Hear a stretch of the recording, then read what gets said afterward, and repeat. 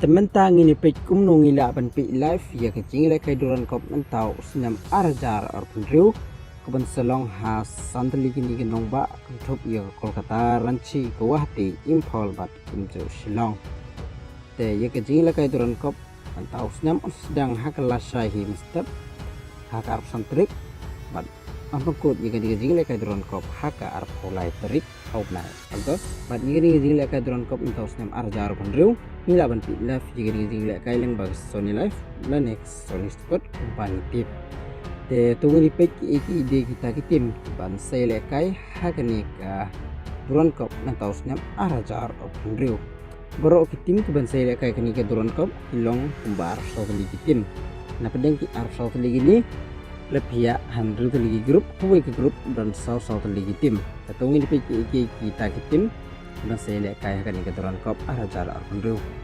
Naga grup A kentup ke Mohon Bagan Super Giant East Bengal FC, ke South United FC, ke CISF Football Team. Naga grup B ke Mohammedan FC,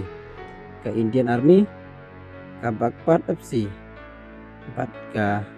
Samelswari Sporting. Naga grup C ke Jamshedpur FC, ke SC Delhi, Indian Air Force ke Defender FC kepada ke tim na Sri Lanka. Naga grup D ke Trau FC, ke Neroko FC, ke Indian Navy, ke FC Rendai. Naga grup E ke Shillong Lejong FC, ke Nongse Sport,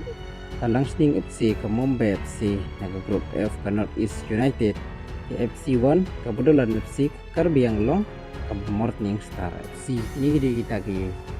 Arso teligi tim ki basele kai hakani ka duran kop te kumju ye kitu ki tim ki pubana kantan kamaran kong na arso teligi ni tim si orung direct saka knock off stage but ye kitu ki tim ki pubana kantan ka baar tang arteli ki bakam he pun nap deng kin rivali kin si orung saka knock off stage ket bas sauteli kin kut kun ki jang kitang hak group stage but hakani ka duran kop on sudden tang prateli tim ki ban sayo ban ileka saka knock off stage dan ingi da ban ong ke quarter final kadbai kijing lekai ke bedele sam step arson trik ke East Bengal dan ke Mohon Bagan ke Por Senerjim